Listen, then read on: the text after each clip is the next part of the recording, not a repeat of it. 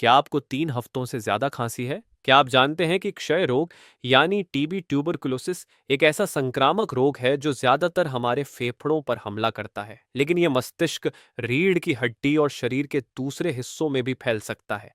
यह रोग Mycobacterium tuberculosis नाम के बैक्टीरिया से होता है, जिनकी इम्यून सिस्टम कमजोर होती है। जैसे एचआईवी या एड्स के मरीज, उन्हें टीबी का खतरा ज्यादा होता है।